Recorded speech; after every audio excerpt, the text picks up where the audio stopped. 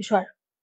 সবকটা ঘটনা আমার শোনা, ঠিক আছে? কোনো কোনো এই চ্যানেল ওই চ্যানেল, বিশেষ বেশিরভাগ হলে হচ্ছে ওই বিদেশি চ্যানেলগুলো থেকে শুনেছি।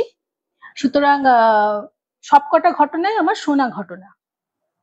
একটা শুধু আমাদের ইন্ডিয়াতে, সেটা আমি আগে, হ্যালো মৌসুমি, আয়, একটাই শুধু আমি বলি, আগে আমাদের ভারত থেকেই শুরু করি। একটা ফ্যামিলি দিল্লিতে থাকতো। হ্যাঁ, দিল্লিতে থাকতো ওরা, দুটো ফ্যামিলি দিল্লিতে থাকতো। তাদের একটা করে ছেলে ছিল। সেই ছেলেগুলোর বয়স ধরুন একই স্কুলে পড়তো, একই ক্লাসে পড়তো, ক্লাস 7-এ পড়তো দুজনে, দুটো বাচ্চাই 7-এ পড়তো। দুটো ফ্যামিলির মধ্যেও ভীষণ ভালো আলাপ ছিল। হ্যালো, তো দুটো ফ্যামিলির মধ্যেও খুব আলাপ ছিল, মানে এতটাই বেশি ঘন ছিল ওদের আলাপ যে মানে এ ওর বাড়িতে, ওরা সবসময় একসাথে বেড়াতে যেত, একসাথে ঘুরতে যেত, এই করতো ওই করতো, মানে সবসময় ওরা খুব ভীষণ ক্লোজ ছিল, ক্লোজ নেট দুটো ফ্যামিলি। Thank you Bisha. এই আমি না কমেন্টস গুলো পরে পড়ছি, হ্যাঁ। আচ্ছা, তো এবার কি হয়েছে, ওরা ভ্যাকেশন টেকেশন, বড় বড় ভ্যাকেশন হলে পরে, উইন্টার ভ্যাকেশন, সামার ভ্যাকেশন, সবকিছু ভ্যাকেশনে ওরা একসাথে একসাথে দুটো ফ্যামিলি বেড়াতে যেত। তো একবার কি হয়েছে, একটা সামার ভ্যাকেশনে, মানে তখন ওরা ক্লাস 7-এ পড়ে, সেই সামার ভ্যাকেশনটাতে ইয়ে হয়েছিল তোমার, দুটো ছেলের নাম, একটা হচ্ছে কমল, কমল বলা যেতে পারে, ও উড়িয়া ছেলেটা, আর বাঙালি ছেলেটার নাম অমিত। অমিত আর কমল, এরা দুজনে দুই বন্ধু, খুব ভালো বন্ধু। কমলের ফ্যামিলি হচ্ছে উড়িয়া, আর এই অমিতের ফ্যামিলি হচ্ছে বাঙালি। এবার প্রত্যেক ভেকেশনে, মানে প্রত্যেক ভেকেশন না, কখনো কখনো ওই বছরে দুবার করে, দু বছরে একবার করে, সরি, 2 বছরে একবার করে কমল ইয়েতে যেত, উড়িষ্যাতে যেত, ওর আদি বাড়িতে, ওর মা বাবার যেত আদি বাড়িতে, সেখানে। এবার একটা সামার ভেকেশনে যখন ওরা ক্লাস 7-এ পড়ে, সেই সময়টাতে অমিতের বাড়ি, অমিতের বাবা ছুটি পেল না, না ছুটি পাওয়াতে কি হয়েছে, ওরা সেই ভ্যাকেশনে কোথাও যাবে না। তো সেটা, তাতে তো ওদের খুব মন খারাপ, অমিতেরও মন খারাপ, বাচ্চা ছেলে। ও তখন কি, ওর সেটা শুনে কমল ওকে বললো যে তুই এক কাজ কর, দাঁড়া আমি আন্টির সঙ্গে কথা বলছি, তুই ইয়ে কর, আন্টির সঙ্গে কথা বলছি, তুই আমার সাথে, আমাদের সাথে, তুই আমাদের গ্রামের বাড়িতে চল, তুই তো গ্রাম দেখিসনি কোনোদিন, আমাদের গ্রামের বাড়িটা বিরাট বড়, ওখানে যাবো, চল। ঠিক আছে। এবার কমল এসে ওই অমিতের মাকে বললো, আন্টি এরকম এরকম ব্যাপার, তোমরা তো কোথাও যাচ্ছ না, আমারও খুব খারাপ লাগছে, তোমরা তো ইউজুয়ালি বেড়াতে টেড়াতে যাও, তো অমিত কোথাও যেতে পারবে না, তুমি আঙ্কেলের সঙ্গে কথা বলে অমিতকে আমাদের বাড়িতে, আমাদের সাথে যেতে বলো। সেটা কমলের মাও এসে বলল যে ওকে তুমি আমাদের সাথে পাঠাতে পারো, কোনো অসুবিধা নেই, আমার ওখানে শ্বশুর বাড়ি বিরাট বড়, আর তাছাড়া ওর গ্রামে তো কোনোদিন যায়নি, ওর ভালো লাগবে। তখন অমিতের মা বাবার সাথে কথা বলে বলে, হ্যাঁ যাক গে, এরা তো অনেক পুরনো বন্ধু তো ওরা, তখন বলে ঠিক আছে যাক। তো সেই ভ্যাকেশনে, সেই সামার ভ্যাকেশনে কমল, অমিত, এরা একসাথে, মানে অমিত কমলদের ফ্যামিলির সঙ্গে উড়িষ্যাতে আসলো। উড়িষ্যাতে পুরনো বাড়ি, বিরাট বড় বাড়ি, ভীষণ পুরনো বাড়িটা। এবার আসার পথে অমিত জিজ্ঞেস করছে কমলকে যে, হ্যাঁ রে, তোদের এই বাড়িটাতে কে কে থাকে? বলে এটা আমার 3 জ্যাঠা থাকে, ওর বাবা 4th ভাই এবং সবার ছোট। হ্যালো ইন্দ্রাণী। আচ্ছা, তো আমার 3 জ্যাঠা, তাদের স্ত্রী, মানে আমার জেঠিমা, 3 জেঠিমা, 3 জ্যাঠা, তাদের একটি করে ছেলে, ঠাকুমা, দাদু, ইনারা থাকেন। প্লাস ঠাকুমার যে শাশুড়ি, তিনি এখনো বেঁচে, তিনি 90+, উনার বয়স, উনিও আছেন ওখানে আমাদের ওই বাড়িটাতে। সবাই আমরা একসাথে থাকি। একসাথে থাকি মানে যখন এরকম সবাই বাইরে বাইরে থাকে, ভ্যাকেশনে আমরা একসাথে হই। তখন বলে, বাবা অনেক লোকজন তো তাহলে তোদের বাড়িতে? বলে হ্যাঁ, আমরা খুব এনজয় করি, দেখবি তোরও ভালো লাগবে, তুই তো কোনোদিন গ্রাম টাম দেখিসনি, জানিস না, ভালো লাগবে, চল। তো এবারে ওরা গ্রামে পৌঁছেছে, অমিত তো হাঁ করে সবকিছু দেখছে, সত্যি তো গ্রাম দেখেনি কোনোদিন, জানেই না গ্রাম কি, কাকে বলে গ্রাম, শহরের ছেলে সব। এবার গিয়ে দেখছে, প্রথম ওকে কমল বলে দিয়েছিল, তুই দেখবি আমাদের ঢুকতে না ঢুকতেই তুই দেখবি আমাদের ট্র্যাডিশনাল ইয়ে হয়, মানে ওয়েলকামিংটাও ট্রেডিশনাল মতো হয়। বলে সেটা কিরকম? সেটা কিরকম? তুই দেখবি, দেখলেই বুঝতে পারবি। তো অমিত হাঁ করে দেখছে সবকিছু, দেখছে যে ওই যখন এরা গিয়ে পৌঁছালো তখন ওই ঠাকুমা এবং দাদু, জেঠিমারা, ওরা সবাই ইয়ে করে এসছে, একটা থালাতে ওই আরতি করেছে, মানে অ্যাজ ইফ ওরা প্রথমবার যাচ্ছে, তা তো না, কিন্তু এটা ওরা করে থাকে। থালাতে করে আরতি করছে, তারপরে ওই কমলের মাকে পায়ে জল দিয়ে দিচ্ছে, নতুন বউয়ের মতো ব্যাপার। কিন্তু যাই হোক, অমিতের খুব ভালো লাগছে, ও কোনোদিন এসব দেখেনি, সিনেমা টিনেমাতেই হয়তো বা কখনো দেখেছে, তবে আপ ক্লোজ এন্ড সামনাসামনি আর কি সেটা দেখেনি তো কোনোদিন। যাই হোক, ঢুকছে, ঢুকে তো অমিতের খুব ভালো লাগছে, তো গিয়ে দেখে আরো ভাইরা, 3টে ভাই আরো ছিল, তার পাশের গ্রামে পিসি থাকতো, পিসিও চলে এসছে, পিসির একটি মেয়ে। তো এই 4টে বাচ্চা কোথাও, 3 ভাইয়ের 3 আর কমল আর অমিত 3, 4, 5 আর মেয়েটা 6টা, মোটামুটি কাছাকাছি বয়সে। সবাই খুব খুশি যে ভীষণ আজকে এবারের ভ্যাকেশনটা আমাদের খুব ভালো যাবে, আমাদের নতুন কেউ এসছে আমাদের সঙ্গে, ওর কমলের বন্ধু এসছে, ওর অমিতের কথা সবাই জানতো, ওরা শুনেছিল বাড়িতে, এবার খুব আনন্দ হবে। তো বাড়িতে ঢুকলো, দেখলো সবাই মিলে বসে ইয়ে করছে, খাওয়া দাওয়া হলো, বিরাট বড় বাড়ি, খাওয়া দাওয়া হয়ে হাত পা ধোয়া পরে ওরা মোটামুটি পৌঁছেছিল দুপুর নাগাদ। দুপুরের খাওয়া দাওয়া হওয়ার পরে যখন বড়রা সব ইয়ে করতে গেল, ওই যে রেস্ট নিতে গেল, তখন কমল বললো চল তোকে গ্রাম দেখিয়ে আসি, ঘুরে আসি। বলে আগে দাঁড়া, আগে তোদের বাড়িটা দেখি। বাড়িটা দেখছে, হাঁ করে দেখছে যে এত বড় বাড়ি, বেশ অনেকটা কাঠা জমি নিয়ে বাড়িটা দেখছে। ইন দ্য মিন টাইম ও বললো যে আচ্ছা শোন, আমরা ঢোকার পরে তোর ঠাকুমা তোর মাকে নিয়ে কোথায় গেলেন? বলে কোথায় গেলেন মানে? বাড়িতেই আছে। বলে হ্যাঁ বাড়িতেই, এই উঠোন দিয়ে পেরিয়ে একটা জায়গায় গেলেন। কোথায় গেলেন রে? তখন বললো যে ঠিক আছে সেটা তোকে পরে বলবো, চল আগে আমরা গ্রাম ঘুরে আসি। তো এদিক ওদিক ঘুরছে, নানা রকম পুকুর দেখতে পাচ্ছে, এটা একটা প্রত্যন্ত গ্রাম ছিল, ভীষণ দূরের ছিল। হ্যালো তনু। তো গ্রাম ঘুরে ঘুরে দেখছে, মাটির বাড়িও আছে, পাকা বাড়িও আছে, নানা রকম, ও সব চারদিকে দেখে খুব খুশি হয়েছে, চারদিকে খোলা মাঠ, বলিস এত সুন্দর খোলা মাঠ আমাদের তো পাই না আমরা। বলে হ্যাঁ ওই জন্য তোকে বললাম তুই চল, ভালো লাগবে, তোর ভালো লাগছে না? বলে হ্যাঁ খুব ভালো লাগছে, কিন্তু আমার ভেতরে একটা জিনিস খচখচ করছে। কি খচখচ করছে? না তোর মাকে তোর ঠাকুমা কোথায় নিয়ে গেল? বলে আরে বাবা বলবো, বলছি তো বলবো, তুই বাড়ি চল, দেখলি তো গ্রাম টাম ঘুরে করতে করতে মোটামুটি সন্ধে হয়ে গেছে। সন্ধে হবার পরে অমিত সমানে ওকে খোঁচাচ্ছে, এই তোর মা কোথায় নিয়ে গেল বললি না, বল না তোর মাকে কোথায় নিয়ে গেল ঠাকুমা? দাঁড়া বলবো, সব বলবো, তুই নিজেই দেখতে পাবি, তোর আনসার তুই নিজেই পেয়ে যাবি। এবার গ্রাম দেশে যদিও ওদের বাড়িতে লাইট ফাইট সবই ছিল, তাও একটু ওদের অভ্যাস মতো 8টার মধ্যে খাওয়া দাওয়া শেষ। খাওয়া দাওয়া শেষ হওয়ার পরে ইয়ে হয়েছে, অমিত দেখছে যে সব কটা ছেলে মেয়েগুলোকে, মানে মেয়েটাকে আর ওই বাকি 3 ভাই বোনকে সবাইকে নিয়ে ওর ঠাকুমা তখন ওই উঠোন পেরিয়ে একটা ঘরের সামনে নিয়ে গেছে। সামনে নিয়ে গিয়ে ঘরটা কিন্তু অন্ধকার, কিচ্ছু দেখা যাচ্ছে না। সবাইকে বলছে তোমরা এখানে ইয়ে করো, প্রণাম করো, প্রণাম করে তারপরে এবার শুতে যাও। অমিতকেও ডেকেছে, অমিত দূরে দাঁড়িয়ে ছিল, তুইও চলে আয়। ও গেছে, গিয়ে অন্ধকার ঘরে প্রণাম করে বেরিয়ে চলে এসছে বাইরে, মানে চৌকাঠের ওখানে ওরা সবাই প্রণাম করলো, করে বেরিয়ে এসছে। এবার শুতে গেছে একসাথে। তখন অমিত বলছে তুই এবার আমাকে বল, আমি তো কিছু বুঝতে পারছি না, এখানেই তোর মাকে তোর ঠাকুমা নিয়ে গেছিল, কি এখানে কি আছে, কিছুই তো দেখতে পেলাম না, সবাইকে প্রণাম করতে বললো কেন? বলে এটা আমাদের রেওয়াজ, প্রণাম করতে বলাটা আমাদের রেওয়াজ। তাহলে কাকে প্রণাম করলাম? কোনো দেব দেবীও নেই, কিচ্ছু নেই, অন্ধকার একটা ঘরে, কি দেখা যাচ্ছে? কিছুই তো দেখা যাচ্ছে না, কাকে প্রণাম করলাম আমরা? তখন বললো যে আচ্ছা তোকে আমি জানাচ্ছি, বলছি শোন, আমাদের বাড়ির রীতি হচ্ছে কি, বহু বছর আগে, মানে ঠাকুমার যে শাশুড়ি ছিলেন তারও আগে, মানে কোন জন্ম থেকে এই বাড়িতে একজন আসে এবং থাকে এখানে এই বাড়িতে, তাকে কেউ দেখতে পায় না। অমিত বলছে বোকা বোকা কথা বলিস না, তাকে দেখতে পায় না, থাকে থাকে এখানে, কি করে বুঝলি তোরা? বলে প্রথমে কেউ একজন দেখেছিল কোনো এক কালে, তার কাছে এসে বলেছে আমি থাকবো। কে? কি বলেছে? কে? মানে ছেলে, মেয়ে, লোক, মানুষ না কি? কি বললো উনি আসলে এক রকমের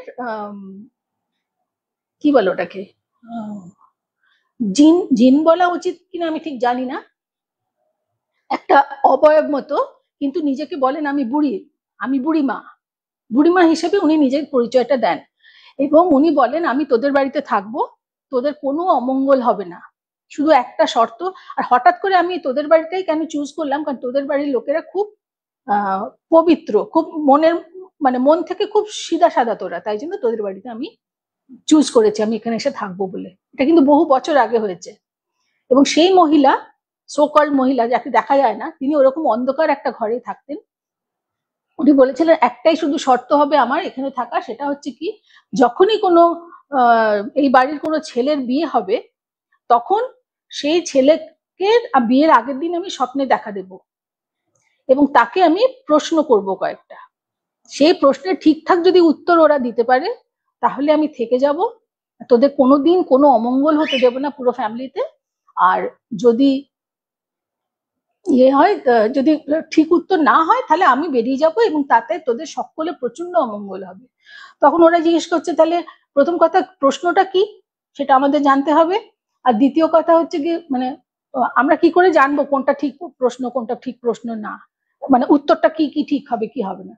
তখন ওই অবয়ব নাকি বলেছিল, মানে এটা কতদূর সত্যি আমি ঠিক জানি না, এটাও আমার শোনা গল্প, সেই বলেছিল, এই মহিলা বলেছিলেন যে আমি জিজ্ঞাসা করবো কি হলোটা কি, আমি জিজ্ঞাসা করব ওই ছেলেকে, যার বিয়ে হবে তার আগের দিন রাত্রিরে আমি জিজ্ঞাসা করব যে তুই তো কালকে বিয়ে করতে যাবি, তোর তো বউ নিয়ে আসবি বাড়িতে, বউকে তুই আমার কি পরিচয় দিবি, তুই আমাকে কি চোখে দেখিস, সেটা তুই কি উত্তর দিবি তোর বউকে। তখন ওরা তো চুপ, বুঝতে পারছে না কি উত্তর বলবো। আম্মা না, কিছু বলা যায় না, কারণ তোরা তো আর দেখিসনি আমার বয়সটা কি, আমি সুন্দরী না আমি কুৎসিত নাকি, সেটা তো তোর ছেলেরাও জানে না, তোরা কেউই জানিস না আমি কিরকম দেখতে। সুতরাং আমি এই প্রশ্নটা করব, যদি সেই ছেলে উত্তর দেয় যে তোমাকে আমি আমার বউকে পরিচয় দেব আমার মা হিসেবে, তুমি আমার মা, এইভাবে আমি পরিচয় দেব, সেটা যদি বলে তোদের ছেলে, তাহলে আমি থেকে গেলাম। আর যদি বলে যে না, এটা আমার মানে পরস্ত্রী আমাদের সঙ্গে থাকে, মানে এরকম একটা অবৈধ সম্পর্ক আছে আমাদের দুজনের মধ্যে, এরকম যদি বলে, তাহলে সেই তোদের বাড়ি থেকে আমি বেরিয়ে যাব, আর তারপর তুই দেখিস তোদের বাড়ি কি হয়। তো ওরা বলছিলাম কি অদ্ভুত একটা কথাবার্তা, এটা কি তাহলে এরকম প্রথম কথা, এরকম 7 জন্মে শুনিনি, ভালো করে তোমাকে দেখতেও পাচ্ছি না। সেই মহিলা যে ফার্স্ট ওদের বংশের প্রথমে যিনি ছিলেন, তিনি তার কাছে যখন কথাবার্তা হচ্ছে, তখন আমি তো বুঝতে পারছি না কি, ছেলেরাই বা আমাকে যখন জিজ্ঞাসা করবে আমি কিভাবে বোঝাবো ওদেরকে। আমি যা বললাম সেটাই তুই আর বলবি, আর যদি বুঝিয়ে দিবি, এবার সেটা বাকিটা ছেলেদের ওপরে, ওরা কি হিসেবে আমাকে নিচ্ছে। তোদের ঘরের একটা অন্ধকার, তোদের বাড়ির একটা অন্ধকার ঘরে আমি থাকবো, সেখানে থাকবো, এবং আমাকে কিন্তু কেউ দেখতে পাবে না, কিন্তু 4 বেলা যেমন তোরা খাবার খাবি তেমনই আমাকেও খেতে দিতে হবে, থালাটা একদম অন্ধকার চৌকাঠের ভেতরে আমাকে এরকম পাস করে দিতে হবে। আর ইয়ে করব, যেমন তোরা থাকবি আমিও থাকবো। এইভাবে তারপর থেকে যখনই কোনো ছেলের বিয়ে হয়েছে, তখন কি, তারপরে ছেলেগুলোর বিয়ে হয়েছে, সে ছেলেগুলো তাদেরকে সত্যি সত্যি উনি স্বপ্ন দেখেছে, ওরা দেখতে পাচ্ছে অবয়ব যথারীতি, কে সেটা বুঝতে পারছে না, একটা মহিলার কণ্ঠ, তিনি জিজ্ঞাসা করছেন যে হ্যাঁ রে তোরা আমার পরিচয় কি পরিচয় দিবি। তখন ছেলেগুলো তো বুঝে গেছিল আগে থেকে, ওদের মা বলে দিয়েছিল, বলেছিলেন যে তুমি তোমাকে মা, আমাদের মা, তুমি আমাদের মা।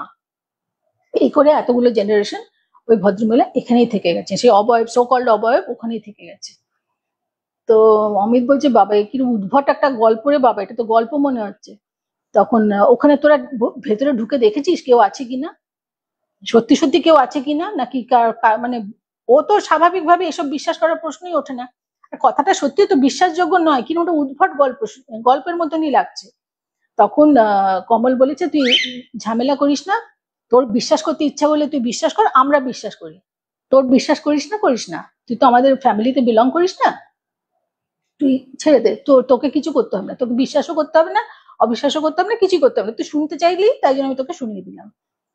ঠিক আছে, এবার অমিত তো এই ক্লাস 7-এ পড়া দুটোই সব কটা ছেলে, এই মানে কমল আর অমিত, দুষ্টমি বুদ্ধি তো সব রকমই আছে। ও কি করে, ওরা ওখানে মোটামুটি 7 দিন থাকবে। পরের দিন দুপুরবেলা কি হয়েছে, ও অমিতকে না কমলকে বলেছে, এই কমল, তুই তো বলছিস যে তুইও কোনোদিন দেখিসনি তাই তো, ভেতরে কি আছে, কে আছে, আদৌ কেউ আছে কিনা। না দেখিনি। তোর ইচ্ছা করে না দেখতে? ইচ্ছা তো করে, কিন্তু আমি তো ভয়ের চোটে ইয়ে করতে পারি না, মানে আমি উল্লঙ্ঘন করতেই পারি না এইসব বাড়ির রুল। আর আমরা তো থাকি না এখানে, দরকার নেই। কেন, তোর তো মনে হচ্ছে মানে ইনকুইজিটিভ হয়ে গেছিস তুই ভীষণ না? ও বলছে, হ্যাঁ রে, আমি কিছুতেই বিশ্বাস করতে পারছি না তোদের এইসব উদ্ভট ব্যাপার স্যাপার।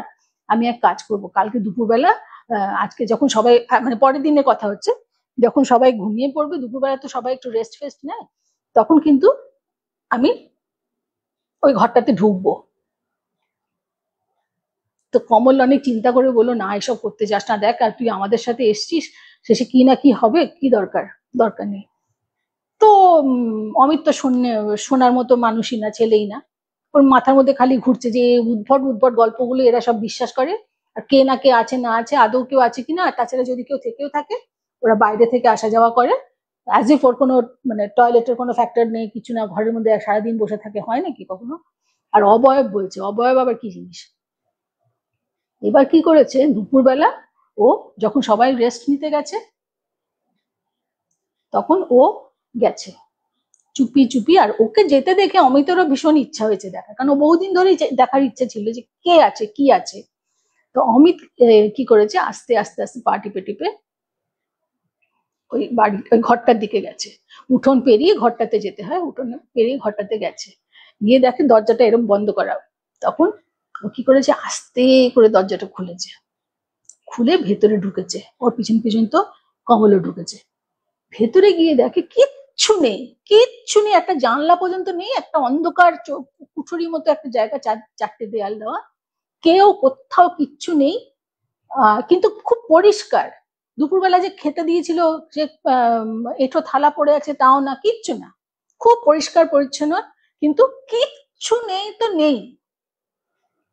তখন কমল বলে, এ আবার কি, আমরা তো এতদিন জানতাম কেউ থাকে কিনা, তো তোরা তো জিজ্ঞাসাও করিস না, খোঁজ নিতে, তো আমি আজকে ঢুকলাম, তাই জন্য তুই এলি আমার সঙ্গে, তোরা তাড়াতাড়ি বেরিয়ে চল, বেরিয়ে চল, কেউ আমাদের দেখতে পারলে কিন্তু ভীষণ বাজে জিনিস হবে। বলে, হ্যাঁ সে তো বেরোচ্ছি, কিন্তু আমার কাছে ভীষণ প্রশ্ন থেকে গেল যে কি জিনিসটা। তো ওরা দুজনে উল্টো দিকে মানে বেরিয়ে আসবে, হঠাৎ একটা গমগমে খোনা গলা, কিন্তু গমগমে মহিলা কণ্ঠে বলছে যে,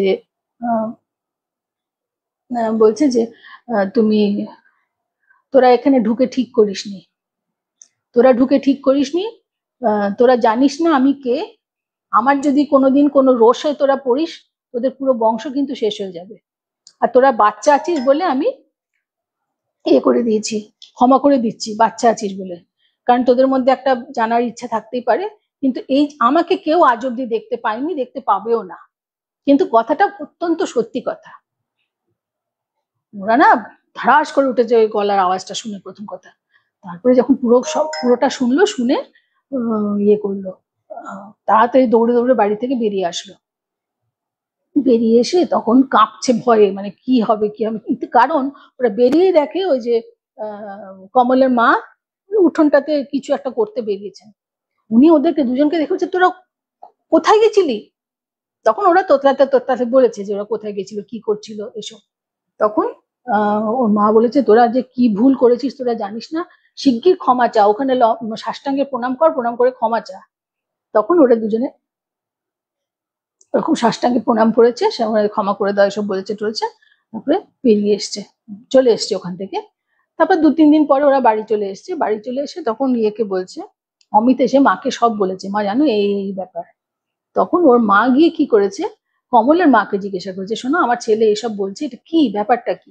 বলে, দিদি আমি জানি না, আমার শ্বশুর বাড়ি ওটা, আমারও বিয়ের পরে আমাকে ওরকম করে আমার বর আমাকে একটা উদ্ভট প্রশ্ন করেছিল, এই বর আমাকে বলেছিল যে এখানে একজন থাকে, তুমি তাকে দেখতে পাবে না, কিন্তু এই ব্যাপার।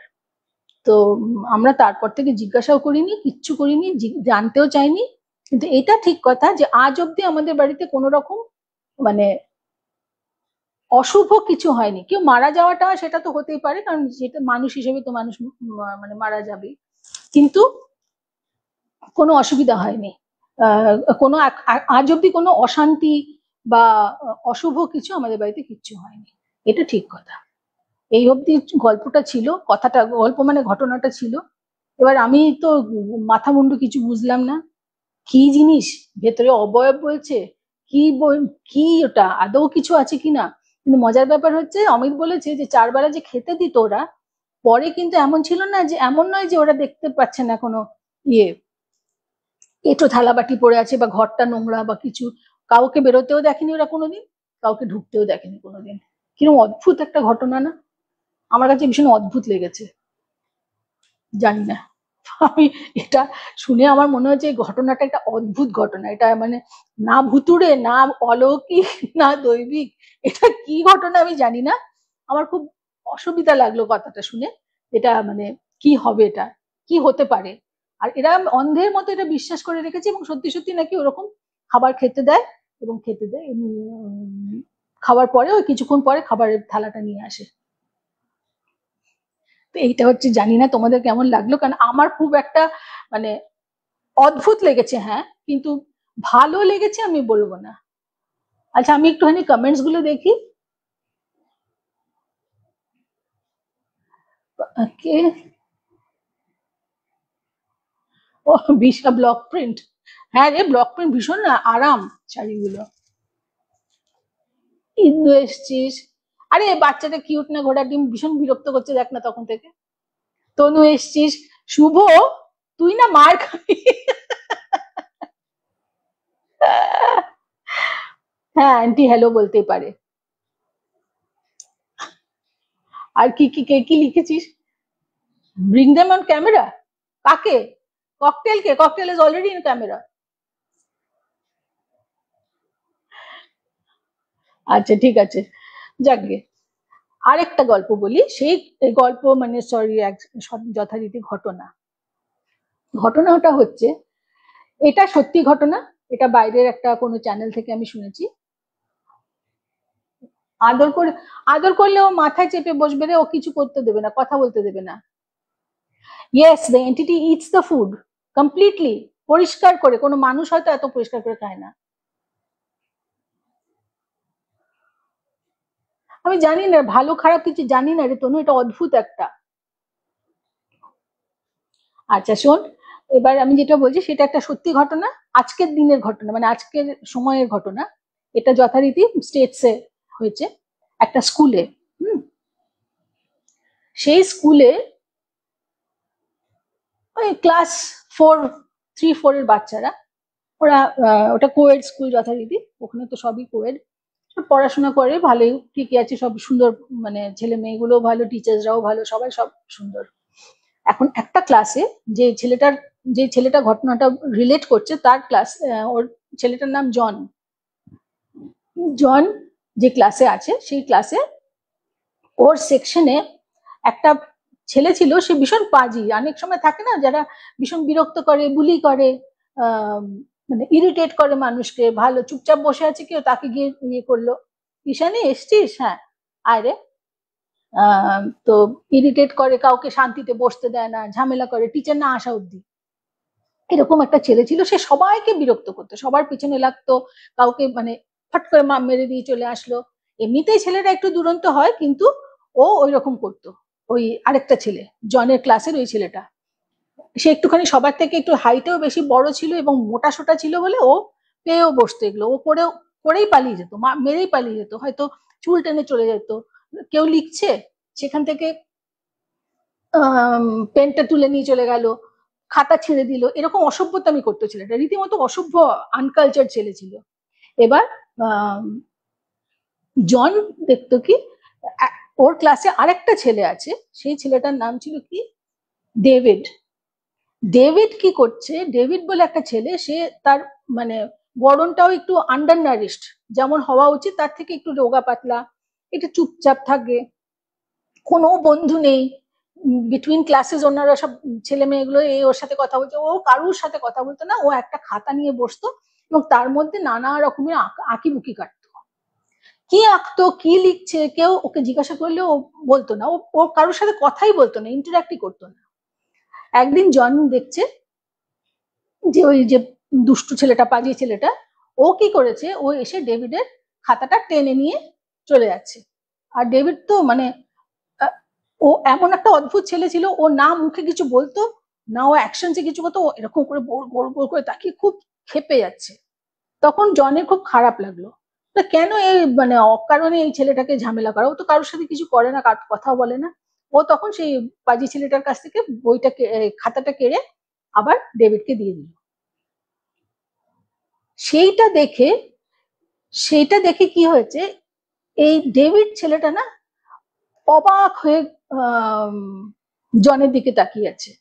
ও হাঁ করে দেখে ভাবছে, মানে ওর এক্সপ্রেশনটা এমন, ওর যেন মনে হচ্ছে কেউ তো আমার জন্য কোনোদিন মানে আমার এগেনস্ট, আমার ফরে কেউ কোনো কথা বলেনি।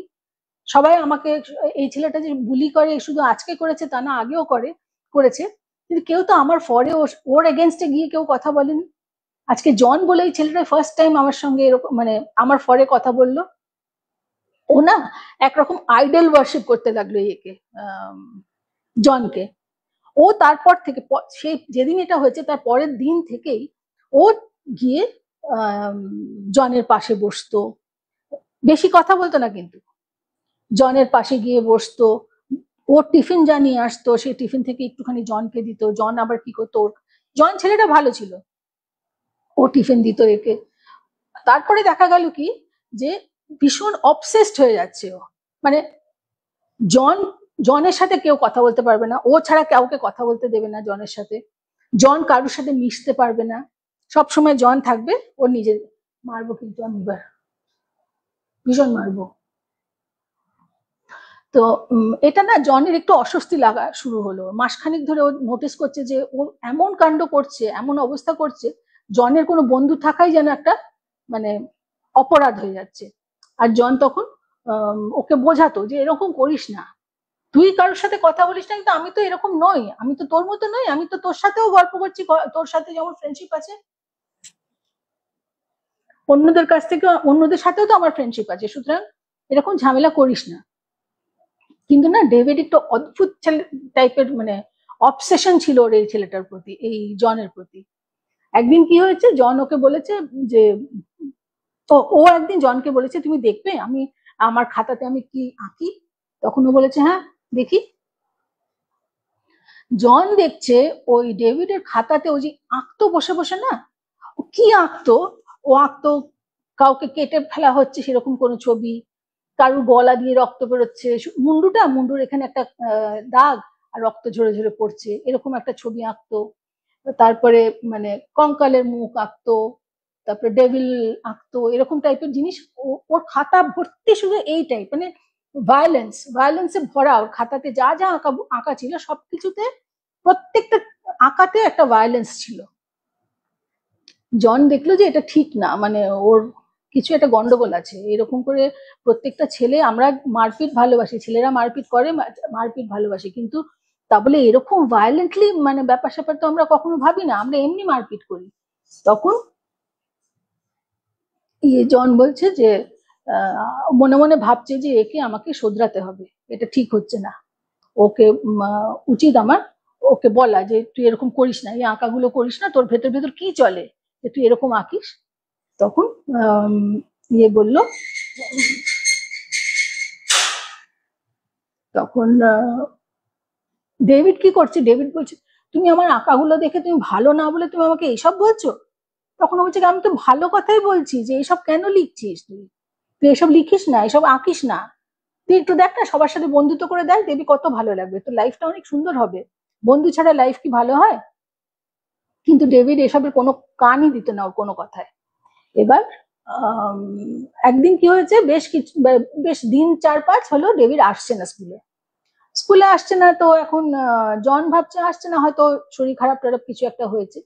তো ওইসব স্কুলে কি হয়, এক একটা লকার থাকে, প্রত্যেকটা ছেলের নাম করে এক একটা করে লকার থাকে, যেখানে ওরা স্কুলের হয়তো ক্রাফটস রাখলো বা পেন্সিল বক্স রাখলো বা ব্যাগ রাখলো, কিছু না কিছু ওরা রাখতো, প্রত্যেকের কাছে তো তাদের নিজের নিজের চাবি থাকতো।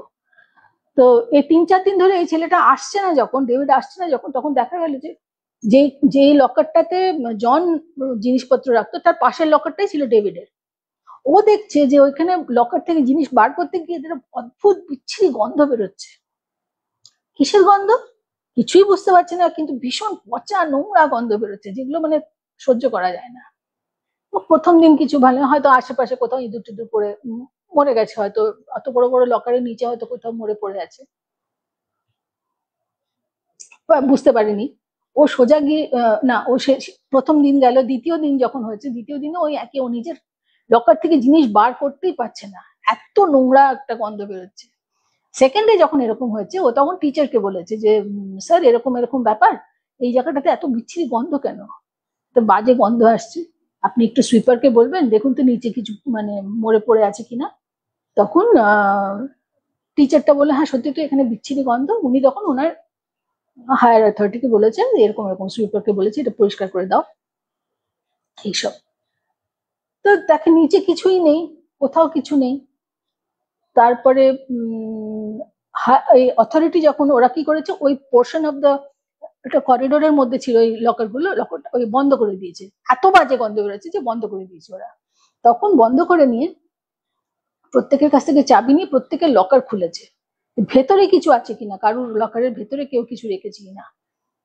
সবার তো দেখেছি, এখন ওই ছেলেটা তো ডেভিড তো আসছে না, তো ডাবল চাবি তো সবসময় থাকে, স্কুলেও থাকে একটা, সেইটা খুলে দেখেছে যে ভেতরে একটা ইঁদুর কেটে, কাটা ইঁদুর পড়ে আছে, একটা বেড়ালের মাথা পড়ে আছে, একটা টিকটিকি পড়ে আছে, আর সেগুলো দুর্গন্ধ বেরোচ্ছে ওগুলোর থেকে। ওই লকারের মধ্যে ওই ভালো মানে স্কুলের জিনিসপত্র না রেখে এই সমস্ত রাখা, সেখান থেকে এত বদ খদ গন্ধ বেরোচ্ছে একটা।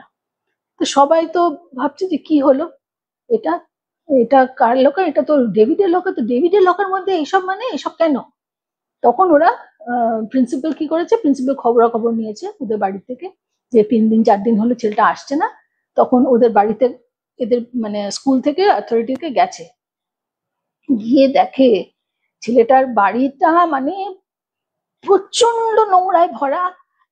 তার মা, ছেলেটা বাড়িতেই আছে, তার মা মানে মদ খেয়ে পড়ে আছে একটা সোফার উপরে, বাবা ওই ইয়ে খাচ্ছে, তোর তোমাদের ওই যে ড্রাগস, ড্রাগস নিয়ে সেও একখানে উল্টে পড়ে আছে, আর ছেলেটা একা একা বসে আছে, ওর জ্বর। তখন এরা বললো যে না, তার মানে কি এর বাড়িতেই গন্ডগোল, এবং ও এইরকম একটা এনভায়রনমেন্টে বড় হয়েছে, ওর ভেতরে ভেতরে মা বাবার এগেনস্টে প্রচন্ড রাগ, সেই রাগ বশত ও সেটাকে এক্সপোজ করে এইভাবে, মানে কাউকে মেরে, কাউকে কেটে, এরকম করে এক্সপোজ করে, এক্সপ্রেস করে, সরি এক্সপোজ না, এক্সপ্রেস করে। তখন ওটা দেখলো যে না, এরকম ছেলেকে তো স্কুলে রাখা সম্ভব না। কি হয়েছে, আচ্ছা দা আমি পরে পড়ছি, হ্যাঁ। এরকম ছেলেকে তো মানে স্কুলে রাখা সম্ভব না, কারণ কি করতে কি করবে, ওর রাগ যখন বেশি বেড়ে যায়। তার মধ্যে ওরা ভালো করে খবর নিয়েছিল জনের সম্বন্ধে, ও কত কিরকম অবসেসড হয়ে থাকে, জনের সঙ্গে কাউকে কথা বলতে দেয় না, কাউকে কথা বলতে দেখলে পরে রেগে যায়, একদম কিরকম একটা হিংস্র হয়ে যায়। তখন ওরা বন্ধ করে দিল, ওর ছেলেকে এক্সপেল করে দিল স্কুল থেকে। তারপরে একটা প্যারেন্টস টিচার্স মিটিং ডাকলো, ডেকে বললো যে দেখুন, প্রত্যেকটা বাচ্চা কিন্তু এক একটা ডিফারেন্ট ডিফারেন্ট ব্যাকগ্রাউন্ড থেকে আসে। হুম, তোমরা আজকালকার মা বাবারা, প্রথম কথা উনি বেশি করে এটাই বলেছেন, আপনারা ছেলে মেয়ের দিকে একটু নজর দিন। আজকে এই যে এইভাবে চারদিকে মানে ইলেকট্রনিক গ্যাজেটস যে বেরিয়ে গেছে, এই সমস্ত দিকে যে ছেলে মেয়েরা, আপনারা কি করেন, ওদেরকে এটা দিয়ে রাখেন সো দ্যাট আপনারা একটু ফ্রি থাকতে পারেন। কিন্তু আপনারা এটা বুঝতে পারেন না যে ছেলে মেয়েরা যতই গ্যাজেটস দিন আর যাই দিন না কেন, তবুও আপনাদের সঙ্গটা চায়। আপনারা সারাদিনে 1 ঘন্টা অন্তত দিন বাচ্চার সঙ্গে বসে কোয়ালিটি টাইম পাস করুন। স্কুলে কি হয়েছে কি হয়নি, কোথায় কোথায় কি হয়েছে ইত্যাদি, বাচ্চার সঙ্গে গল্প করুন, একটু বাচ্চাকে একটু সময় দিন। আজকে ওই ছেলেটা ডেভিড, ওকে আমরা এক্সপেল করতে বাধ্য হলাম, কারণ কি, ওর ভেতরে ভেতরে যে সমস্ত থট প্রসেসেস চলছে, ও যে কোনো দিন স্কুলের যে কোনো ছেলেকে মেরে দিতে পারে, স্ট্যাব করতে পারে।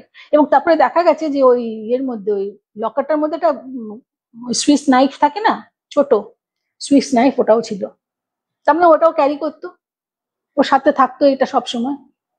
তো ওর হিংস্রতাটা কখনো যদি ওর ক্লাসমেটসদের এগেনস্টে হতো তাহলে কি হতে পারতো। আর বাচ্চারা তো জানে না কোথায় মারলে পরে মানে ফেটেল হবে না। ও হয়তো এমন ভাবে স্ট্যাব করে যেটা গিয়ে পেটে লাগলো, লিভারে লাগলো, হার্টে লাগলো, কোথাও একটা এমন কোথাও লাগতে পারতো যেখানে বাচ্চাটা মারা যেতে পারতো।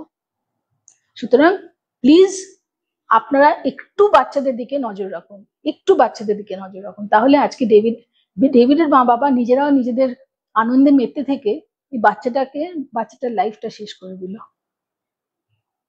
এটা শুনে আমার এইটা গল্পটা মানে ঘটনাটা শুনে না আমার খুব কষ্ট হচ্ছিল, এটা ভেবে যে আজকের মা বাবারা সত্যিই তাই।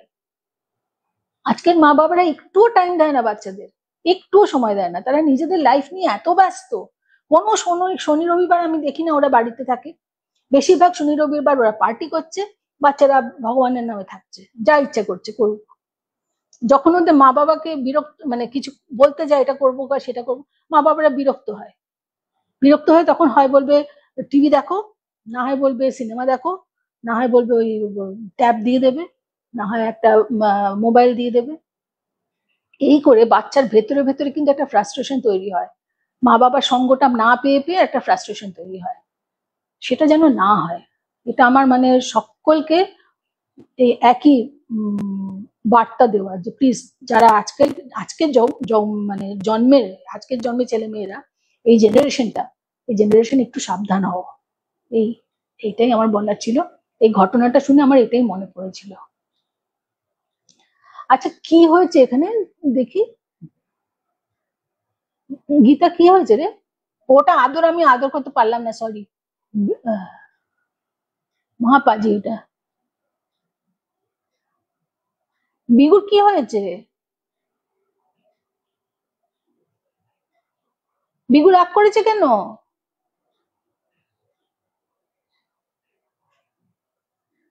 কেন বিগুকে আদর করে দে, তুই বরং বিগুকে আদর কর। হ্যাঁ, এই হচ্ছে আজকে জগতের ছেলে মেয়েদের অবস্থা। জানো তো, আমি শুনেছি আমার মেয়ের বন্ধু আছে কয়েকজন, তাদের বিয়ে টিয়ে হয়েছে ঠিকই, ওরা বাই চয়েস ওরা বাচ্চা মানে নিচ্ছে না, সোকল মানে ওদের বাচ্চা হচ্ছে না বাই চয়েস। কেন কি না, ওদের ইয়ে হয়ে যাবে, ওরা টাইম দিতে পারবে না। কি অসাধারণ এক্সকিউজ।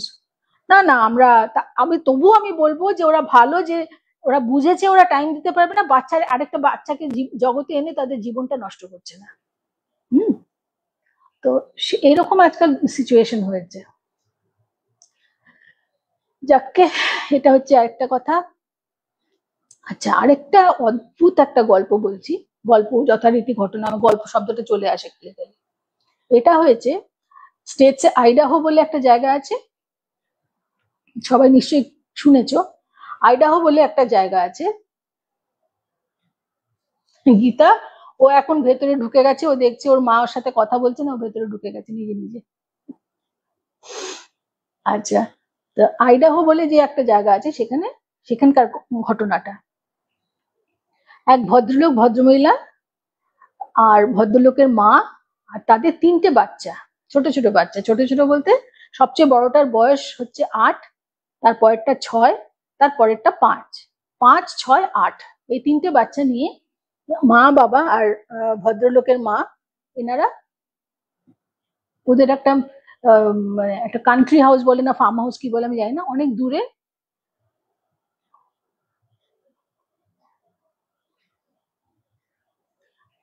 বিষয় আমি এটা পরে পড়ছি, হ্যাঁ আমি মানে এটা নষ্ট হয়ে যাবে বুঝতে, মানে আমি নিজেই ভুলে যাবো আর কি। যাই হোক, ওটা ওদের একটা একটা ইয়ের পাশে, একটা নদীর পাশে একটা বাড়ি, ওরা কেবিন মতো একটা বাড়ি ওরা কিনে রেখেছিল। কখনো কখনো ওরা ওখানে গিয়ে সময় কাটিয়ে আসতো, একদিন দুদিন হয়তো উইকেন্ড গিয়ে কাটিয়ে আসছে। কিন্তু ওই জায়গাটা মেন টাউন থেকে প্রায় 30 মাইল দূরে। তাহলে বুঝতে পারছো, প্রায় 30 মাইল দূরে। তো একটু ফাঁকা ফাঁকা, কেউ আশেপাশে খুব একটা নেই, দূরে দূরে অনেক দূরে আরেকটা কেবিন হয়তো। এইসব কেবিন গুলো সব ছুটি কাটাতেই ওরা ফ্যামিলি গুলো আসে। তো এরা কি করেছে, গিয়ে ওখানে মা দুটো গাড়ি নিয়েছে, মা নিজে গাড়ি চালাচ্ছেন, ভদ্রলোক ভদ্রমহিলা তাদের 3 বাচ্চা একটা গাড়িতে, মা একা একটা গাড়িতে, ওরা দুজনে দুটো গাড়ি নিয়ে ওরা ওই কেবিনটাতে গিয়ে রাত কাটালো থাকবে বলে। আচ্ছা, ওখানে যখন গিয়ে সেটেল ডাউন করলো টলো, তখন বেশ বাচ্চারা তো খুব খুশি, নদীর পাশেই নদী, নদীর পাড়ে গিয়ে তারা জলে পা দিচ্ছে, সবাই মিলে একটু জামা কাপড় চেঞ্জ ফেঞ্জ করে ওখানে নদীর পাড়ে গিয়ে ওরা খুব আনন্দ করছে। তখন প্রায় সন্ধে হবে হবে আর কি, তখনও সন্ধ্যা হয়নি, হবে বিকেল 5টা বাজে বোধহয়। তো এরকম ঘুরছে টুরছে, খুব ভালো লাগছে। কিছুক্ষণ পরে ওর মা বলছে, মানে ভদ্র লোকের মা, শাশুড়ি, যিনি শাশুড়ি বলছে ছেলেকে যে চল তুই আর আমি একটুখানি এদিক ওদিক, বাচ্চাদের নিয়ে ওদের মা থাকুক, আমরা একটু এদিক ওদিক ঘুরে আসি চল। তো ছেলে আর মা মিলে, মানে ভদ্রলোক আর তার মা মিলে ওরা হাইকিং এ গেছে, এদিক ওদিক যেমন হাঁটা এদিক রাস্তাগুলো থাকে, ট্রেলস গুলো থাকে, ওরা যাচ্ছে এদিক থেকে ওদিক ঘুরতে যাচ্ছে। মিনিট 15-20 পরে ওরা ফিরে এসছে। ফিরে এসে দেখে যে ভদ্রমহিলা, মানে ওনার স্ত্রী বাচ্চাদের নিয়ে যে ইয়ে নদীর পাড়ে খেলা করছিল, সেটা না করে সবাই ভেতরে ঘর, ওই বাড়িটার ভেতরে ঢুকে সব দরজা জানলা সব বন্ধ করেছে। তখন ওরা ভেতরে ঢুকে ভদ্রলোক বলছেন কি হলো, এসেই তো আমরা দরজা জানলা খুলে দিলাম যাতে একটুখানি আলো বাতাস খেলে, তো তোমরা দরজা জানলা বন্ধ করে দিলে কেন? তখন বাচ্চারা চেঁচামেচি করে বলছে, ভদ্রমহিলা বলে আমি বলছি তোমরা চলে যাওয়ার পরে আমি তো বাচ্চাদের নিয়ে নদীর পাড়ে ছিলাম, কিছুক্ষণ পরে আমরা একটা গর্জন শুনতে পারি। সেই গর্জনটা হচ্ছে ওই যে গ্রিজলি বেয়ারের গর্জন। তাই সেটা ভয়ে আমরা তাড়াতাড়ি ভেতরে চলে এসেছি, ভাগ্যিস টাইমলি ঢুকেছি বাচ্চাগুলোকে নিয়ে। তারপরেই দেখি দূর থেকে আমাদের যে এলাকাটার যে বাউন্ডারি ওয়াল না, ওই ফেন্স দেওয়া ছিল, ফেন্সের বাইরে থেকে আস্তে করে একটা গ্রিজলি অন্যদিকে চলে যাচ্ছে। সেটা দেখে আমরা তাড়াতাড়ি ভেতরে ঢুকে এসেছি, বাচ্চাগুলোকে নিয়ে আমি সব দরজা জানলা বন্ধ করে দিয়েছি। কারণ একটু পরে, মানে মিনিট 2-3 পরে সেই গ্রিজলি বেয়ারটা আস্তে আস্তে ওদের কম্পাউন্ডের ভেতরে ঢুকেছে, ঢুকে এদিক ওদিক ওদের শুকে টুকে নিয়ে বেরিয়ে গেছে। ভয়ে তোমরা দুজনে কেউ নেই এখানে, আমি বাচ্চাগুলোকে নিয়ে কি করবো, আমি তাই জন্য ভেতরে ঢুকে গেছি। ঠিক আছে, ভালো করেছো। এখানে বের আছে তো, আমরা তো আগেও তো এসছি এখানে, বের আছে তো দেখি কি জানি, দেখলাম তো আমরা সবাই, বাচ্চাগুলো বলে হ্যাঁ হ্যাঁ আমরা দেখেছি ব্রাউন কালারের একটা গ্রিজলি বেয়ার ছিল, দেখেছি। ঠিক আছে, সেই রাত্রিটা কাটলো। পরের দিন সকালবেলা ওরা বাইরে, ওদের বাগানটা ছিল, বাগানে ওদের ব্রেকফাস্ট করেছে, ব্রেকফাস্ট করে নিয়ে বললো আজকে আবার একটু রেস্ট নিয়ে নিয়ে যে যার মতো যা ইচ্ছা করো, বাচ্চাগুলোকে বলছে তোমরাও খেলো। মাও, মানে শাশুড়ি যিনি, উনি উনি নিজের মতো এদিক ওদিক ঘুরছেন, হাজবেন্ড ওয়াইফ দুজনে বসে গল্প করছে। আর ছেলে মাকে বলছে মা বেশি দূরে যেও না কিন্তু। না না, এই সকালবেলা কি হবে, কোথাও কিছু হবে না, আমি চলে আসবো, আমি বেশি দূরে যাবো না। ঘুরে টুরে উনিও চলে এসছেন, দুপুরবেলা খাওয়া দাওয়া শেষ, বিকেলবেলা আবার ওরা ওই নদীর পাড়ে গেছে। নদীর পাড়ে গিয়ে তখন বেশ সন্ধে হয়ে গেছে, অন্ধকার নেমে গেছে, আকাশে চাঁদ উঠেছে। হঠাৎ ভদ্রলোক দেখেন যে বাচ্চাগুলো, বা উনি নিজেও খালি পায়ে, উনার মা বউ বাচ্চাগুলো সবাই খালি পায়ে, তো ওই যেটুকু জায়গা আছে সেখানটাতে ওরা হাঁটছে। হঠাৎ উনি দেখেন যে কি ওটা মাটিতে, মানে ইয়ের ওপরে, নদীর পাড়টাতে কিলবিল কি করছে, এগুলো কি? ভালো করে তাকিয়ে দেখেন ছোট্ট ছোট্ট বাচ্চা র্যাটল স্নেক যে কি সাংঘাতিক বিষাক্ত হয় সেটা তোমরা সবাই জানো।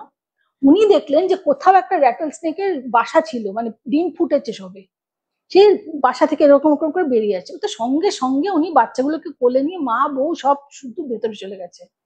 ভেতরে চলে গিয়ে ভদ্রলোক কি করেছেন, একটা খালি ওই জলের বোতল ছিল, জলের বোতলটা নিয়ে উনি বাইরে গেছেন, বাইরে গিয়ে এরকম চাপা দিয়ে একটা স্নেককে ধরেছেন, ধরে ঘরে নিয়ে এসছেন যে ভালো করে দেখবেন আর কি। উনি ভুল দেখেননি তো অন্ধকারে, সত্যি সত্যি এটা র্যাটল স্নেক। তবে ওই যেহেতু একদম নতুন, তাই পেছনের র্যাটেলটা তখনো হয়নি, ওটা তো একটু পরের দিকে হয়, কিন্তু ওটা র্যাটল স্নেকের বাচ্চা, পরিষ্কার বোঝা যাচ্ছে। কিন্তু এটাও ঠিক যে র্যাটল স্নেক তখন কামড়ালে পরে আর কিছু না হোক ঘা তো হয়ে যাবে, বাচ্চা স্নেক কামড়ালে অন্তত ঘা তো হয়ে যাবে। তো ওরা তো বেঁচে গেল ভাগ্যিস, ভেতরে ওরা সবাই বলা বলি করলো যে ঠিক টাইমে তুমি দেখেছো, আমাদের পা যদি বাচ্চাগুলোর কোনো একটা বাচ্চার পা যদি পড়তো ওগুলোর উপরে তাহলে তো কিন্তু শেষ হয়ে যেত ওরা। তো যাক গিয়ে তারপর তো রাত্রিবেলা খাওয়া দাওয়া 7টার মধ্যে ওরা তো খেয়ে নেয়, খেয়ে টেয়ে নিয়ে যে যার মতো শুতে যাবে, দেখে মাঝখানে যে ছেলেটা যার বয়স বললাম 7, 6, 7, 5, মাঝখানে বাচ্চাটা আমি ভুলে গেছি কত বললাম, সে জানি না কেন যায় ওরা, যাকে সে তার প্রচন্ড জ্বর, জ্বর মানে 103 জ্বর। আর 100 তোমরা সবাই জানো 102 এর বেশি হলে পরে মাথায় জল ঢালতে হয়, আইস প্যাক দিতে হয়, চান করিয়ে দিতে হয়।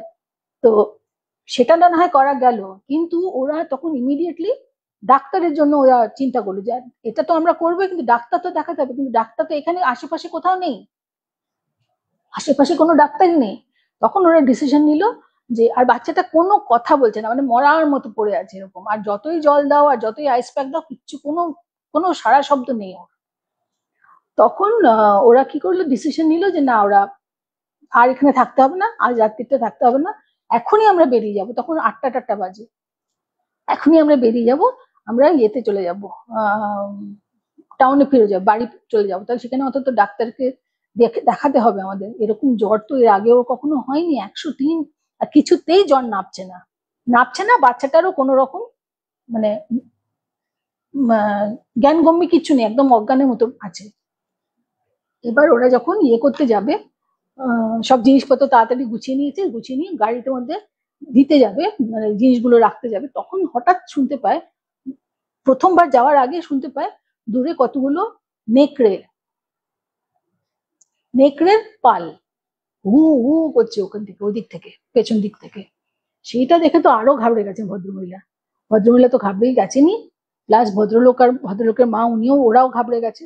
এবার কি হলো, আস্তে আস্তে একটা একটা করে জিনিস নিতে নিতে নিতে নিতে দুটো গাড়ি প্যাক করে ওরা দৌড়ে গাড়িতে উঠেছে, গাড়িতে উঠে ওরা বেরিয়ে আসছে, বেরিয়ে এসছে যখন গেট দিয়ে বাইরে বেরিয়ে রাস্তার উপরে এসেছে, ভদ্রলোকের তো আবার বেশি না আমি গেটটা বন্ধ করিনি, তোর বউ আর মা চেঁচাচ্ছে দরকার নেই ছাড়ো না, দেখতে পাচ্ছ তো ওই যে নেকড়ে গুলো না আস্তে আস্তে সামনের দিকে আসছে, চোখগুলো সব চকচক করছে অন্ধকারে, আর তো ভগবান জানে কি, গিয়ে সে গেটটা লক করবে, সে গেটটাকে বন্ধ করে উনি দৌড়ে তাড়াতাড়ি ওনাকে গেটের দিকে ওনাকে যেতে দেখে ওই নেকড়ের দলটা এগিয়ে আসছে আরো, তখন কোনো রকমে গেটটা বন্ধ করে ও দৌড়ে এসে জিপটাতে বসেছে, যে জিপে ওর ভদ্রলোক ছিলেন, আর মা ওনার স্ত্রী তো ওই বাচ্চাটাকে কোলে নিয়ে বসেছে, বাচ্চাটা কোনো সাহস নেই কিচ্ছু নেই, আর তখন স্পিডে জিপ চালিয়ে উনি বেরিয়ে আসছেন, মাও পিছন পিছন আসছে। এবার হঠাৎ ওনার মনে হলো যে আরে যে সাপটাকে নিয়ে আমরা ভেতরে ঢুকেছিলাম, আমি নিয়ে ঢুকেছিলাম, সেটাকে তো সাথেই রেখেছি, এটাকে ফেলে দিলে তো হয়। তখন ভদ্রমহিলা বলছেন তুমি এতক্ষণ ফেলোনি কেন, তুমি নিয়ে যাচ্ছ কি করতে ওই সাপ? তখন ওই বটলটা ওনার ওই কাপ স্ট্যান্ড থাকে না, কাপ স্ট্যান্ডের ওপরেই ছিল, সেই বটলটা ধরে ছুঁড়ে ফেলে দিয়েছেন বাইরে। এখন এটা কোইন্সিডেন্স বলতে পারো বা কি বলবে আমি ঠিক জানি না, আমারও কিছু বলার নেই। বেশ এটা ফেলে দেওয়ার মিনিট 5 মধ্যে ওই অজ্ঞান ছেলেটা সে কিন্তু মা বলে ডেকে উঠলো। তখন ওরা তো অবাক হয়ে গেল, এ কি এতক্ষণ ধরে 1 ঘন্টার উপরে আমরা মাথায় জল দিয়েছি, তারপরে প্রায় মোটামুটি 1.5 ঘন্টা হয়ে গেছে, কোনো কথা বলছিল না, মরার মতো ছিল, এখন ফট করে উঠে পড়লো। ও আস্তে আস্তে মা মা করে আচ্ছা কেন আমরা বাড়ি যাচ্ছি, কেন বাড়ি যাচ্ছি, মানে যেমন শিশুরা বলে থাকে, ওই কোনো রকমে তো ওরা কোনো উত্তর টুত্তর দেয়নি, হ্যাঁ বাড়ি যাচ্ছি বলে বাড়ি চলে এসে ডাক্তার দেখিয়েছি, ডাক্তার দেখিয়েছে, তারপরে আস্তে আস্তে জ্বরটা কমতে শুরু করেছে, পরের দিন মোটামুটি 100-তে নেমেছে। এইবার ওর মা মানে এই ভদ্রলোকের মা হঠাৎ মানে পরের দিন সকালবেলা, উনি তো কাছেই থাকতেন, উনি ওদের বাড়িতে এসছেন, এসে হাউ হাউ করে কাঁদছেন। তুমি কাঁদছো কেন? আর ও তো এখন দেখো না বেটার, এখন তো ও তো 100-তে নেমেছে তো জ্বর, তো তুমি কাঁদছো কেন হঠাৎ করে, তুমি কি ওর জন্য, ওখানে তো কাঁদলে না, ওখানে তো আমাদেরই কান্না পাচ্ছিল যে ও বাচ্চাটা কিছু কথা বলতে পারছে না, কিছু হচ্ছে না, তুমি এখন যখন সুস্থ হয়ে যাচ্ছে তুমি কাঁদছো কেন? সেই ভদ্রমহিলা কান্না থামে না, আচ্ছা ঠিক আছে ঠিক আছে, হয়ে গেছে হয়েছে, এবার এবার বলো, একটু জল টল খাও। জল টল খেয়েছে, তারপরে খেয়ে উনি বলছেন যে না, আমি তোমাদের কাছে ক্ষমা চাইতে এসেছি। ক্ষমা চাইতে এসছো কেন, কি করেছো তুমি? কিছু তো করেছো বলে তো জানি না। না শোন, আমি বলছি কি হয়েছে। আমরা যখন ওখানে ওই বাড়ি বেড়াতে যাব ঠিক করলাম, ওখানে রাত কাটাবো, 2 রাত কাটাবো ঠিক করলাম। আগের দিন আমি একটা স্বপ্ন দেখেছি। সেই স্বপ্নতে আমি এই র্যাটল স্নেক দেখেছি। আর কি দেখেছি, আরেকটা জিনিস যেটা দেখেছি সেটা আমার মুখে মুখে বলতেও আমার ভয় করছে। কি দেখেছো? আমি দেখেছি আমাদের তোদের একটা বাচ্চা মারা গেছে। এরকম জ্বর হয়ে মারা গেলে না, ওসব কিছু জানি না।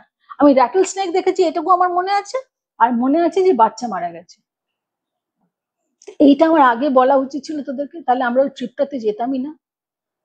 তো কেন আমি দেখেছি, কিসের জন্য আমি দেখলাম, আমি কিন্তু কিচ্ছু জানি না। কিন্তু আমার এটা বললে পরে হয়তো আমরা যেতাম না আজকে, তাই জন্য তাহলে ওর যদি কিছু হতো তাহলে আমি নিজেকে কোনোদিন ক্ষমা করতে পারতাম না। ভাগ্যিস আমরা টাইমলি বেরিয়ে এসেছি। আর অদ্ভুত ভাবে সেই র্যাটল স্নেক আমি দেখেছি স্বপ্নে আছে। ওখানে সেদিন প্রথম দিন কিচ্ছু ছিল না, কোনো র্যাটল স্নেক ফেক কিছু ছিল না। ওই একটা গ্রিজলি বেয়ার পাস করে গেল শুধু। পরের দিন ওই র্যাটল স্নেক দেখেছি। র্যাটল স্নেকটা ঘরে নিয়ে আসার কিছুক্ষণের মধ্যে বাচ্চাটা অসুস্থ হয়েছে, এবং অসুস্থ হয়ে 103-এর উপর জ্বর, ইত্যাদি ইত্যাদি, যা হলো হলো। কি অদ্ভুত, ভাবতে পারছো? আমি তো শুনে ভাবছি কি রে বাবা, উনি দেখেছেন স্বপ্ন র্যাটল স্নেকের, সেই জিনিসটা হলো, সেম জিনিস হলো, এখানেও হলো।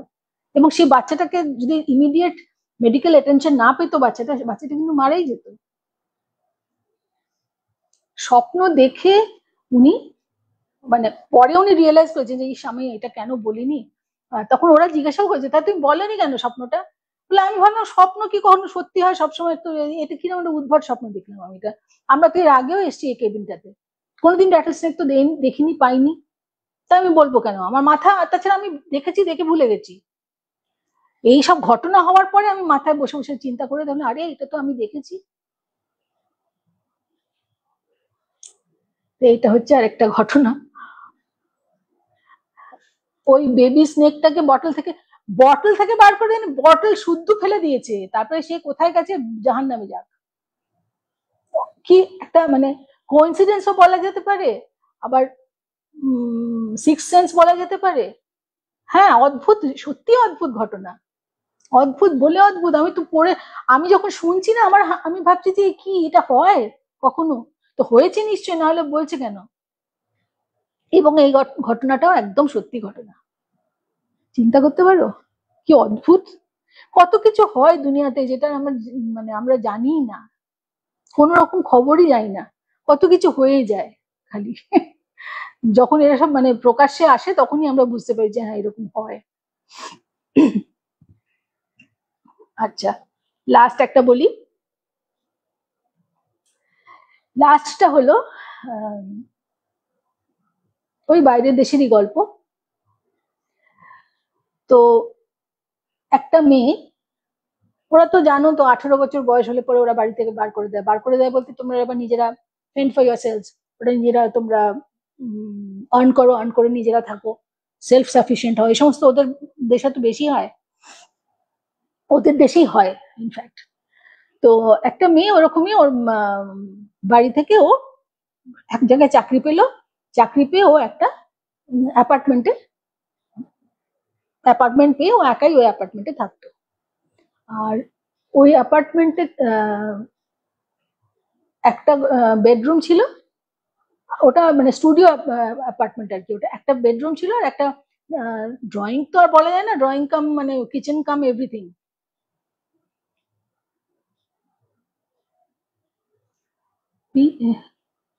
নেকড়ে স্নেক গুলো সবই মনে হয় পিসার জাতীয় কিছু হতে পারে, কিচ্ছু বলা যায় না। ঠিকই বলেছিস ঈশানী, কিন্তু ঘটনাটা সত্যি খুব এরকম, মানে না হলে নেকড়ে আসলো কোত্থেকে? এরা তো এর আগে এখানে গেছে, বাচ্চাগুলোকে নিয়েও গেছে ওখানে, আগে এসব কিচ্ছু ওরা দেখেনি, হয়নি। যাকে এই মেয়েটা সে স্টুডিও অ্যাপার্টমেন্ট একটা পেলো, খুব মানে ওর বাজেট অনুযায়ী থাকলো, ওটাতে ও সেটেল ডাউন করলো, মানে একটা কিচেন কাম একটা ছোট্ট এরিয়া আর একটা বেডরুম, ওর পক্ষে যথেষ্ট। আর বাথরুম তো ছিলই, একটা অ্যাটাচ বাথ। তো বেশ চাকরি বাকরি করছে, যাওয়া আসা করছে, চাকরি তো খুব এনজয় করছে। বাড়িতেও ফোন করে বলেছে আমি খুব ভালো অ্যাপার্টমেন্ট পেয়েছি একটা আমার বাজেটের মধ্যে, আমি কাজকর্মও করছি এবং আমি এখানে খুব ভালো আছি। ঠিক আছে। আম, মা বাবাও খুশি, মেয়েটাও খুব খুশি। প্রথম বাড়ি থেকে বেরিয়ে একা একা থাকছে, ইন্ডিপেন্ডেন্টলি থাকছে, যা ইচ্ছা তাই করতে পারছে, ইচ্ছা মতো স্যালারি দিয়েও নিজের জিনিসপত্র কিনছে, খুব খুশি। মাসখানেক যাবার পরে বাকি অ্যাপার্টমেন্টে আরো লোকজন অন্যান্য ফ্ল্যাটস গুলোতে ছিল, কিন্তু ওখানে কি হয়, ওখানে কেন আমি এখানেও দেখলাম, কেউ যে কারোর সাথে ফ্ল্যাট কালচার, কেউ যে কারোর সাথে খুব একটা মেশামেশি করে সেটা কিন্তু একটা পাড়া হিসেবে যেমন হয়ে থাকে, যেমন আমরা যে পাড়াতে থাকি মানে সবাই সবাইকে মোটামুটি চিনি এবং একটা আত্মীয়তা আছে সবার মধ্যে একটা, কিন্তু ওইসব ফ্ল্যাটে আমি তো বম্বেতে থেকে এসে দেখলাম আমার একটু ভালো লাগেনি। কোনো রকম মানে পাশের ঘরে কি হচ্ছে কেউ কিছু জানে না। তো এই এই মেয়েটারও ওরকম, ও কারোর সাথে খুব একটা আলাপ টালাপ নেই, জাস্ট আসা যাওয়ার পথে কাউকে দেখলো হাই হ্যালো ব্যাস এইটুকু। মাসখানেক যাবার পরে আম, মেয়েটা একদিন অফিস থেকে ফিরেছে, ফিরে ও দেখছে, নোটিস করেছে হঠাৎ করে ও চেঞ্জ ফেঞ্জ করেছে, মানে ইয়ে হয়েছে, ফ্রেশ হয়েছে, ফ্রেশ হয়ে নিয়ে চেঞ্জ করেছে, করে এসে হঠাৎ ও দেখছে যে ও বাড়িতে একটা আইপড রেখেছিল, বাড়িতে এসে ওটাতে গান শুনতো। আইপডটা রেখে গেছিল, ওর ভালো করে মনে আছে ও রেখে গেছিল ওই খাটের ওপরে। এসে দেখে খাটের ওপর থেকে ওইটা চলে গেছে সাইড টেবিলে। ও ভাবছে যে আমি কি খাটে রেখে গেছিলাম, যতদূর মনে পড়ছে এটা সাইড টেবিলে আসলো কি করে। পরে ভালো, হ্যাঁ হতে পারে, আমারই তো, আমারও এখানে আর তো কেউ নেই, আমারই ভুল হবে, সেটাকে ও মেনে নিয়ে ঠিক আছে। পরের দিনও কিছু হয়নি, পরের দিন সব নর্মাল যেমন আছে। তারপরের দিন কি করেছে, ও দেখছে যে ওর যে গায়ে চাদরটা দিয়ে ও ঘুমাতো, সেই চাদরটা ওই সামনের ঘরে একটা একটা ছোট কাউচ মতো ছিল, তার উপরে সোফা ছিল একটা ছোট, তার উপরে পড়ে আছে। ও ভাবলো এ কি আমার ঘুমের সময় পরে নেওয়া চাদর। ওরা ভীষণ টিপটপ মেয়েটা ছিল আর কি, খুব মানে গোছানি ছিল, এখানে তো আমি রাখিনি, এখানে কি করে এলো, তাহলে কি আমার এত ভুল হয়ে যাচ্ছে আজকাল, ভুলভাল কাজ করছি। চাদরটাকে নিয়ে আবার ওখানে রেখে আসলো যেখানে থাকে, খাটের ওপরে এক সাইডে ভাঁজ করা থাকে, ওখানে থাকে। তারপরের দিন ও দেখে যে একটা খালি কফি মাগ ইয়েতে ওর কিচেন স্ল্যাব যেটা থাকে সেই স্ল্যাবের উপরে পড়ে আছে। আরে আমি তো সকালে কফি খাইনি, তাহলে এখানে কফি মাগটা কোত্থেকে আসলো, কে রাখলো। ওরা ভাবছে কি আমার কি হচ্ছে কি এই ফ্ল্যাটটাতে, এই ভুতুড়ে ফ্ল্যাট নাকি, নাকি আমার চাবিটা অন্য কেউ মানে ডাবল চাবি করে নিয়েছে। ও তখন কি করেছে, নিচে নেবে ওদের যে ম্যানেজার থাকে তাকে গিয়ে বলেছে যে দেখুন আমার এরকম এরকম হচ্ছে বাড়িতে, 3বার আমি দেখলাম এটা নিয়ে, তো আপনি ইন্ডিভিজুয়াল চাবি, ডুপ্লিকেট চাবিগুলো কি সব আপনার কাছেই থাকে তো। হ্যাঁ, তার মানে আপনি উঠেছিলেন আমার ফ্ল্যাটে, আমার ফ্ল্যাটে গিয়ে আপনি এইসব কাণ্ড করছেন। কি বলছো তুমি, আমার খেয়ে দিয়ে কাজ নেই, এখানে কটা ফ্ল্যাট আছে জানো, 40টা ফ্ল্যাট আছে, আমার কি পাগল হয়ে গেছি আমি যে খুঁজে খুঁজে শুধু তোমার ফ্ল্যাটেই ঢুকবো। আর বয়স্ক মানুষ ছিলেন, ও ভাবছে সত্যি তো এটাও তো একটা ব্যাপার, চলে এসছে, তবে জানিয়ে এসছে যে এরকম কিন্তু হচ্ছে আমার ফ্ল্যাটে, চলে এসছে। তারপরে পরপর মানে ও নোটিস করে, ও কি করলো মানে দাগ দিয়ে রাখতো, দাগ দিয়ে দিয়ে মানে এমন কিছু দাগ দিত যাতে ও বুঝতে পারে যেটা এখানেই থাকার কথা, আমি এখানে রেখে গেলাম। তো ওরকম 2-3টে জিনিস ভুল ভাল জায়গায়, মানে ওর চুলের ব্রাশটা হয়তো ইয়েতে রাখা, বাথরুমে রাখা, আবার আইলাইনার টাইলাইনার ওগুলো স্টোভের কাছে রাখা, মানে সব উল্টো পাল্টা জিনিস হচ্ছে। এবার তো ভয় পেয়ে গেছে, ভীষণ ভয় পেয়েছে, কারণ এটা তো হওয়ার কথা না, তা হওয়ার কথাই না একেবারে। তাহলে এটা কি হচ্ছে। ও তখন ওর বন্ধুকে বলেছে, অফিস কলিগ, তাকে বলেছে জানো এইসব এসব হচ্ছে, জানো তো তুমি এইসব ফ্ল্যাট গুলোতে, তুমি কোন ফ্ল্যাটে গেছো, ফ্ল্যাটে কেউ, তুমি ফ্ল্যাটের হিস্ট্রি দেখো, বার করো, কেউ মারা টারা গেছে কিনা, সে হয়তো শান্তি পায়নি। তখন আম, ও ফিরে এসছে, ফিরে এসে সেদিনও দেখে এরকম একটা কিছু জিনিসপত্র এদিক ওদিক হয়ে আছে, যেটা যেখানে ছিল সেটা সেখানে নেই। ও তখন এবার সোজা গিয়ে ম্যানেজারকে ধরেছে যে আপনাকে কিছু একটা করতেই হবে, আপনি পুলিশ ডাকুন। পুলিশ কিসের জন্য, আপনি ডাকুন পুলিশ। আপনি পুলিশ ডাকুন, আমার এসব জিনিস হচ্ছে, আমার একদম পছন্দ হচ্ছে না, আমার ঠিক লাগছে না। আপনার তাছাড়া এটার হিস্ট্রি বলুন, এই ফ্ল্যাটটার হিস্ট্রি বলুন। না, আপনার আগে তো একটা বয়স্ক কাপল থেকে গেছে, তার ছেলেরা এসে তাকে নিয়ে গেছে, তাদের দুজনকে। তো তার আগে কি হচ্ছে আমি জানি না।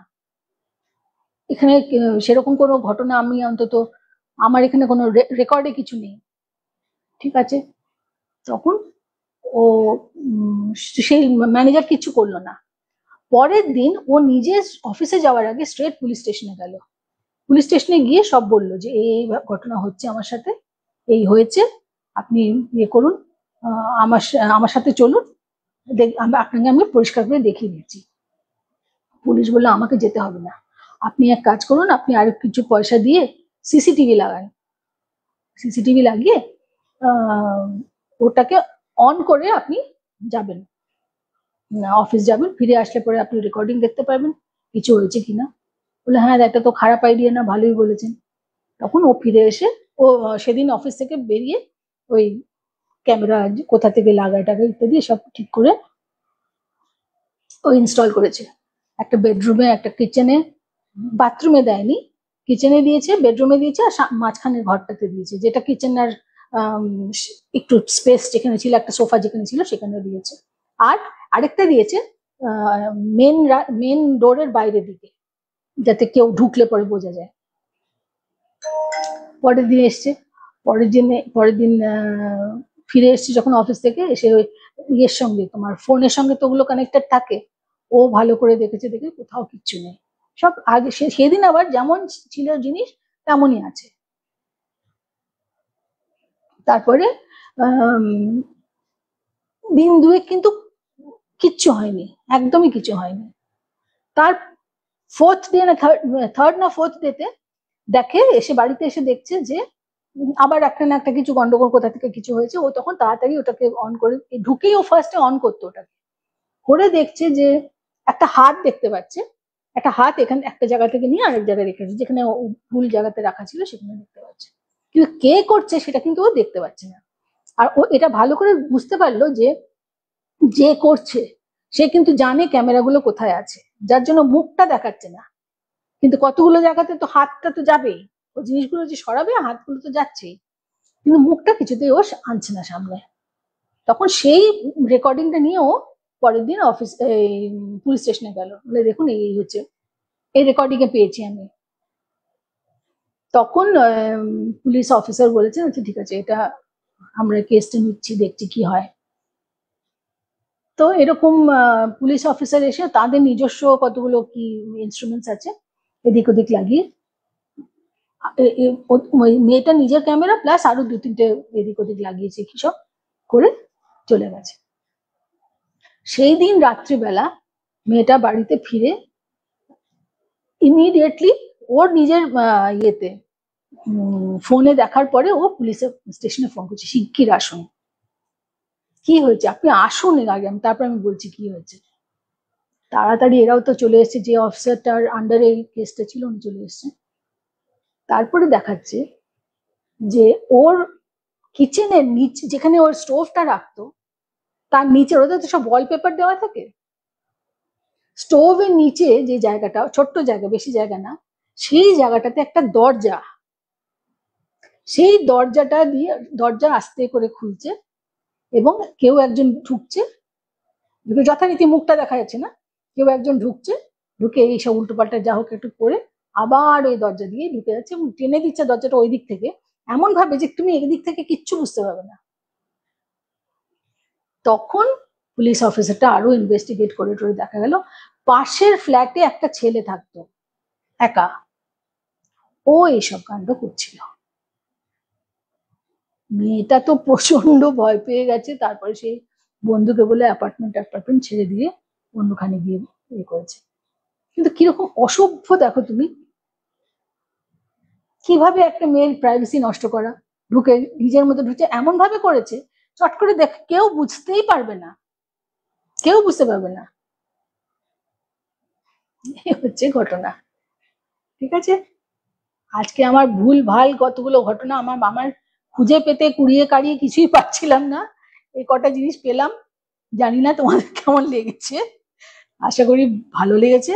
বা সময় কেটেছে, আশা করি সময়টা কেটেছে। ঠিক আছে সবাই, আজকের মতো আসি, পরে আবার আসবো। আসলে আমার শরীরটা একদম ভালো থাকে না বলে আমি আসতে পারি না, ইচ্ছা থাকলেও আমি আসতে পারি না। প্লিজ কিছু মনে করো না তোমরা। হুম। আর তোমাদের সবার কমেন্টস পড়ে আমি পরে উত্তর দেবো। ঠিক আছে, সবাই খুব ভালো থেকো। Good night, bye bye.